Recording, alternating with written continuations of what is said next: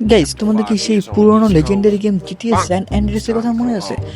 আর মনে থাকবেই বা কি হয় ভাই, পাবজি আর ফ্রি ফায়ার ভিতরে এমনভাবে ঢুকে গেছো ভাই তোমরা, এখন এইসব গেমের কথা মাথায় যায় না তোমার। ভাই আমার এমনও মনে আছে এই গেমটা খেলার লেগে আমি আমার বাপের পকেটের টাকা চুরি করে আমি গেম শুতে করে যে গেমটা খেলতাম। তাও যখন গেমটা খেলতাম না, মনে হতো পিসিটা আহনি আমার মুহের উপর বাসটিও এত লাগে তুই পিসি। তো তারপর যখন আমার প্রথম প্রথম মোবাইল হয়, তখন আর জানি আমি কার থেকে এই গেমটা চুরি করে আমি আমার মোবাইলে খেলতাম। যাই হোক ভাই, ইতিহাস করতে গেলে বহুত ইজ্জত যাবো, সো স্কিপ দ্য ইতিহাস, ফোকাস অন গেম প্লে। তো গেমের নিয়ম অনুযায়ী এখন আমরা আছি ফার্স্ট মিশনে। আর গাইস, গ্রাফিক্সটা দেখছো? গ্রাফিক্সটা কত হাই লেভেলের। জানি তোমাদের ডিব্বা মোবাইলে এই গেমটা খেলতে গেলে এখন তোমাদের মোবাইলটা বাস্ট হবো, সো কোন প্যারা নাই, তোমরা আমার গেম প্লেটা দেখতে থাকো। ভালো লাগলো অবশ্যই লাইক এন্ড চ্যানেল সাবস্ক্রাইব করে দিও। আর এখানে কি হইতেছে? এখানে গাইস যদিও ইংলিশে কথা যদিও এখানে ইংলিশে কথা বলতেছে, বাট আমি তো ইংলিশ বুঝতাম না। বাপ মা কইছিল একটুখানি পড়ালেখা করে লা, যদি বাপ মায়ের কথা তখন শুনতাম তাহলে হয়তো আজকে ইংলিশটা বুঝতাম। মা বাবার ইচ্ছা ছিল পড়বো ভার্সিটি, সোনার জীবন ছাইরা দিয়া ধরলাম রাজনীতি। পড়ালেখা করি না, এই জন্য আসলে ইংলিশে বুঝতেছি না। হ্যাঁ, আমাকে কাইলা স্যারের পড়তে লাগতে যদি গাইতে বাইকও দিল। গাইস, এরা কাইলা স্যারের সাথে গাইস খুবই বড় অপমান হয়েছে, এটার বিরুদ্ধে আমি তীব্র নিন্দা জানি। সো গাইস, গেমসের নিয়ম অনুযায়ী এখন আমাদের এই সাইকেলটা চুরি করতে হবে, যেটা হবে আমাদের লাইফের ফার্স্ট চুরি। আল্লাহু আকবার।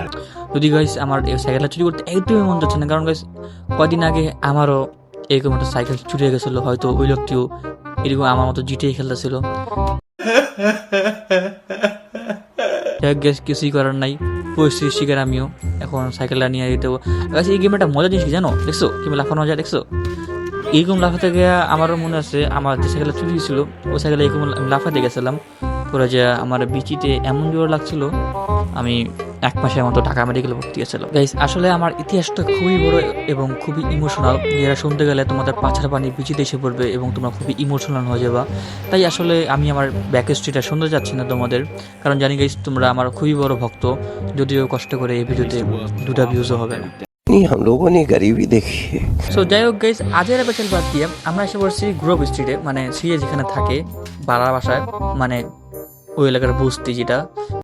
मारो हमको जिंदा मत छोड़ो सालो, हम कोई मंदिर का घंटा है कि कोई भी आके बजा जाता है। ভাই আসলেই এটা কিন্তু এই এলাকার বস্তি।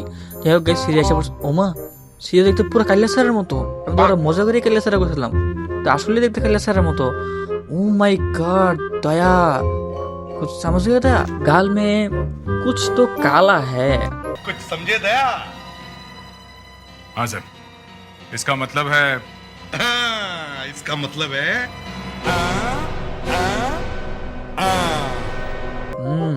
লাইক সিজের পাশার মতো। যাই হোক গাইস, কালাপটি কালা বেশি টপিক বাদ দেই, আমরা এটাকে স্কিপ করে দিই, বিকজ আমরা মানে আপনারা না, আমি ইংলিশ হুদাই বুঝতাম না, সো এর চেয়ে হলো আমি এটাকে স্কিপ করে দিই। সো গাইস, মজার কাহিনী হলো স্মোক আমাদের কাইলা স্যারের দেখে কিন্তু ফার্স্টে চোর ভাবছিল, যদিও ওরা দেখতে চোরই লাগে, যেটা আশা করি তোমরা জানো গাইস। কিন্তু যখনই জানতে পারলো যে এটা অরি লেভেলের এক কালাপাতি মস্তান, তখনই ওরা বুকে জড়া ধরলো, কারণ স্মোক বুঝে গেছিল যে এটা অরি লেভেলের এক কালাপাতি মস্তান। আর আমি পাতি মস্তান বুঝাইতে একদমই ওরা বুঝাইতেছি না যে যারা কিছু টাকার বদলে মানুষ মারে, আমি বুঝাইতেছি যে এলাকার কিছু বড় ভাই থাকে না, এলাকার কিছু বড় ভাই যারা হুদাই পোলাপাইন মারে, আমি ওদের কথা বুঝে দিতে যাচ্ছি।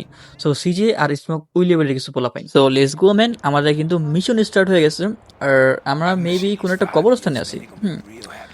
আমার যতদূর মনে হচ্ছে এটা মেবি সিজের মায়ের কবর, অ্যান্ড এটা সিজের বোন, আর এটা মনে হয় সম্ভবত আর বন্ধু আর ভাই, মেবি, আমি শিওর না, ঠিক আছে।